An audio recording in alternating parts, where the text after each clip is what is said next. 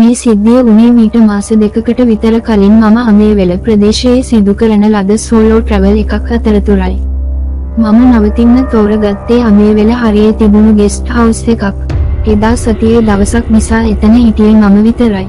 ඒක බලාගන්න හිටියේ ටිකක් වයස චෝඩුවා. මම හවස 4ට විතර වගේ තමයි එතනට ගියේ. එතන හරි ලස්සන වගේම නිස්කලංක තැනක්. ඒ හරිය ළඟ පාතක කෑම කඩයක් තිබුණේ නැති නිසා මම නැවතුන තැනින්ම රෑ කෑම ගන්න තීරණය කළා.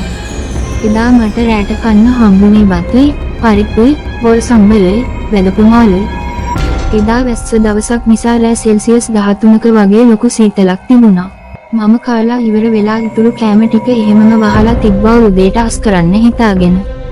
ඊට පස්සේ ඇඟ හොල්දගෙන ඇදට වැටුණ ගමන් මහන්සිය නිසා මට නිින්ද ගියා.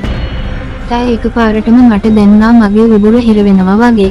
ඒත් එක්කම මට ගැස්සිලා හැරුණා.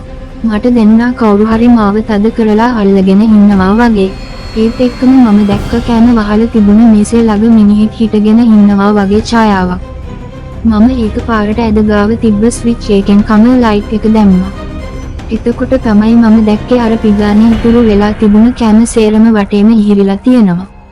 හැබැයි එතන කවුරුවත් හිටගෙන නම් හිටියේ නෑ. ඒ වෙලාවේ මම වෙලාව බැලුවම රෑ 12:45යි. ඒ වෙලාවේ මම දැක්ක කාමරේ ජනෙල් රෙද්ද අසාමාන්‍ය ලෙස වේගයෙන් එහා මෙහා යනවා. ඒත් ඒ කාමරේ සීල් වෙලා වගේ තිබුණ නිසා හුලඟක්වත් එන්න විදියක් නම් තිබුණේ නෑ. ඒ වගේම ඒ වෙලේ එළියේ ඉඳපු බල්ලෝ බුලන්න පටන් ගත්තා. ඒ සිදුවීමෙන් පස්සේ මගේ හිත ගැස්සුණ නිසා මම උදේ වෙනකම්ම කාමරේ ලයිට් එක දාගෙන තමයි නිදාගත්තේ. මම උදේ නැගිටපු ගමන් අර වයසක ජෝඩුවට රෑ වුණ සිද්ධිය කිව්ව ගමන් එයාලගේ මුණු අමුතු වුණා දැක්කා. ඒත් එයාලා මගේ කතාව මග ඇරියා කියලා මට තේරුණා. ඊට පස්සේ මම උදේම ඒ තනින් අයින් වෙලා වෙන තැනකට යන්න පිටත් වුණා. මම උදේට කෑම කන්න කඩේට ගියපු වෙලාවේ කඩේ ඉඳපු මුදලාලිට ඒ කතාව කිව්වට පස්සේ කිව්වේ ඒ ගෙදර කලින් අයිති වෙලා ඉඳපු මිනිස්සයා කරන්ට් එක වැදිලා ගේ ඇතුළේදීම මැරිලා. එදා ඉඳන් මේ හොටෙල් එකේ අමුතු සිදුවීම් වෙනවා කියලා. මම සාමාන්‍යයෙන් හොල්මන් විශ්වාස කරන්නේ නෑ. ඒත් මේ සිදුවීමෙන් පස්සේ මට හිතෙනවා ඒවා හැම දේවල් ඇති කියලා. අමේවැල ප්‍රදේශයේ සිදු වූ සත්‍ය සිදුවීමකි. සබ්ස්ක්‍රයිබ් කරන්න. අඩයාලම